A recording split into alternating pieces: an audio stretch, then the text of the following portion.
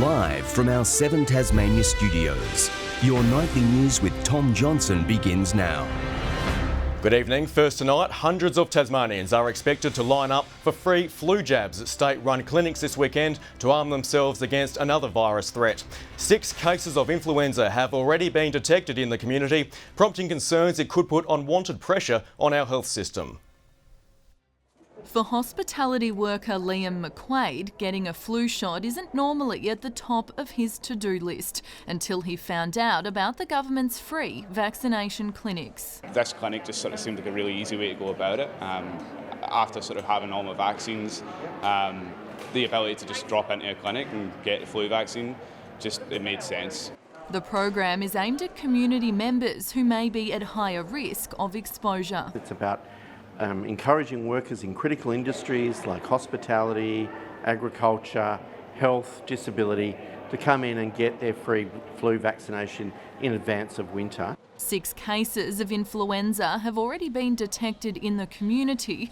Pair that with more than 6,300 active COVID infections, including 1,000 recorded overnight. Public Health is ramping up its efforts to avoid extra pressure on the hospital system. We've got a winter program running which is around recruitment of staff, making sure that we're monitoring what we're doing on a daily basis, and of course the escalation levels that we apply in COVID will also apply to our winter program. GPs are also offering a one-stop shop to get both vaccines in the same appointment to avoid catching both infections at the same time. You can get both at the same time, which would be pretty unlucky. So it's important to get your COVID vaccine when it's due and your booster due when that's due, and your flu vaccine as well. Between 50 and 100 Tasmanians die with influenza each year, and Public Health is aiming to have more than 300,000 people vaccinated this season to protect the state's most vulnerable. Kids that are under 2 or 3 will have had no natural immunity to flu over the last couple of years, so it's important that they get vaccinated as well. As the days get colder, experts say it's another shot at protecting the community. Ainsley Kosh, 7 Tasmania News. To some developing news now, when police are on the scene of a serious single vehicle crash at Brinktop Road in Penna near Sorell. Surrounding roads have been closed and are expected to remain shut for the coming hours. Police are urging drivers to avoid the area. Tasmania's Royal Flying Doctor Service will receive a $15 million cash injection if the Coalition is re-elected. Scott Morrison is promising a permanent home for the 24-hour ambulance station and improved aviation capability for the RFDS. Labor says the federal government is playing catch-up on the promise after Anthony Albanese already committed $15 million in funding for the service earlier this year. Hundreds of Tasmanian workers have taken to Hobart CBD to mark May Day. The rally saw union members celebrate past achievements they feel employees now take for granted, including superannuation, paid leave and safety laws. But members say there is still work to be done. We're in an election campaign where cost of living and wages matter. They're big issues, and we really feel let down by Scott Morrison. I'm really concerned about things like the public service wages cap. A second march will take place in Devonport tomorrow.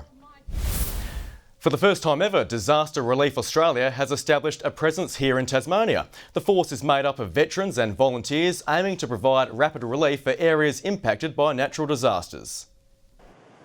From flooding to fires, they're the ones we turn to when disaster strikes. But even the strongest of emergency services require backup when their resources have been exhausted. We're there to hit the ground running and, like I said, relieve those first responders so that they can recover and then get ready for the next emergency. Tasmania is now home to a disaster relief team led by veterans who provide rapid response recovery aid in catastrophic situations. We can actually bring the skills from our military life or our first responding life and then transpose those to help the community. The volunteer force helping to rebuild homes as well as resilience. By the time you've done a job and you're about to leave, they're chatting with you, laughing with you. The team will also fly out to assist its national counterparts when need be.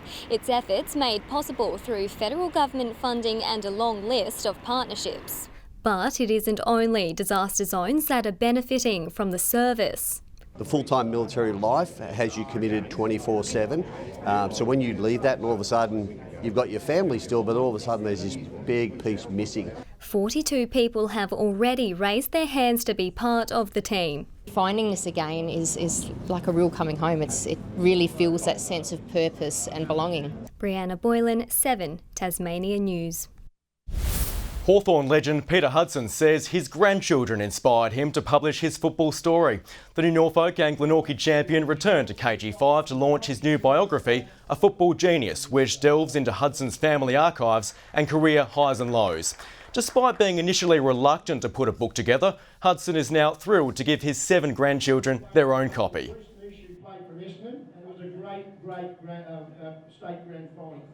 The thing that stood out to me more than anything was the fact that it gave me an excuse and to relive a lot of wonderful memories. Whereas a lot of us, I think, a lot of our wonderful memories sort of fade a bit as years go by. This morning's launch at Glenorchy was timed to coincide with today's clash between the Pies and their great rival Clarence. Disgruntled Tasmanian ice skaters have spoken with their feet, gathering outside the state's only remaining rink, calling on the state government to fund a new site when the centre closes next month. We've got 120,000 children in Tasmania who are going to lose their pathway for an Olympic dream for winter sports, and it's not tenable. The Glenorchy site was sold last month and will be repurposed. Sport Minister Nick Street says he will assist Ice Sports Tasmania in its bid to find a solution. The Jack Jumper season is on the line tonight at MyState Bank Arena in Game 2 of the semi-final series against Melbourne United. Tip-off is at 8 o'clock. In the NBL 1, the Hobart Chargers fought back from 12 points down in the final term against the Keilor Thunder to win by 6. AJ Harris put up 33 points for the Chargers. It was the opposite story for the Chargers women's side. They gave up an 8-point quarter-time lead to go down by 13. The Launceston Tornadoes and Northwest Thunder play tonight. Turning to netball now, and Cavaliers continue their march towards another finals appearance after steamrolling Karana 56-25. Hayley McDougall shot 36 points for Cavs from 41 attempts. The visitors weren't troubled all day, having kept Karana to single figures in the first half. In the NPL, South Hobart has heaped misery on the Clarence Zebras, winning 4-0 at Darcy Street. South cemented the win with this fine strike from outside the box, while over at Lightwood Park, the Kingborough Lions were far too good for Launceston City, winning 4-1. Good evening, everyone. Hobart and Launceston both the state's top today of 17 degrees, and Burnie and Devonport reaching 16. Across the state, Smithton, St Helens and Friendly Beaches also saw that top of 17. The Islands, Low Head, Grove and Bushy Park 16, 15 in Strawn and Lyowini just 8. A field of cool cumulus cloud can be seen moving over Tasmania today between cold fronts. And further out, a cloud band can be seen from the tropics to the north of Western Australia, reaching over Central Australia, while partly cloudy conditions were observed elsewhere around the country. Tomorrow, the large high over southern Australia is spreading out over the mainland, with Tasmania subject to westerlies on its southern flank. West to northwesterly winds tomorrow 15 to 25 knots, reaching 30 knots about the north, west and south, swells reaching 4.5 metres in the west and south.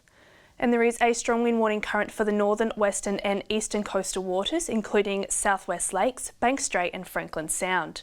And a minor flood warning is current for the North Esk and South Esk rivers. Showers in the south tomorrow with Hobart reaching 19, 20 in Richmond, Ooze 18. Launceston and Devonport both showers and 19, a shower or 2 and 17 in Deloraine. 18 and showers in Burnie tomorrow, Strawn 17, 19 degrees in Curry. And in the east, cloudy and 19 in St Helens and Swansea and 18 in Whitemark. Looking on to Monday, showers about the west and north, mainly fine elsewhere. Showers about the west, north and central plateau on Tuesday. And on Wednesday, showers extending statewide during the morning, snowfalls lowering to near 900 metres in the evening. 25 in Perth tomorrow, partly cloudy in Melbourne, 18 in Canberra, a shower or 2 in Brisbane and Cairns and 35 degrees in Darwin. And currently Hobart and Devonport, both 13 and partly cloudy and mostly 12 and clear in Launceston. And Tom, I know you'll be attentive to the Jack Jumpers tonight at games 8 p.m. at MyState Bank Arena. And it should be an absolute beauty. Chelsea can't the Jack Jumpers, should be a ripper. And that wraps it up from the 7 Tasmania news team for tonight. Enjoy your Saturday night. Thanks for joining us and good night.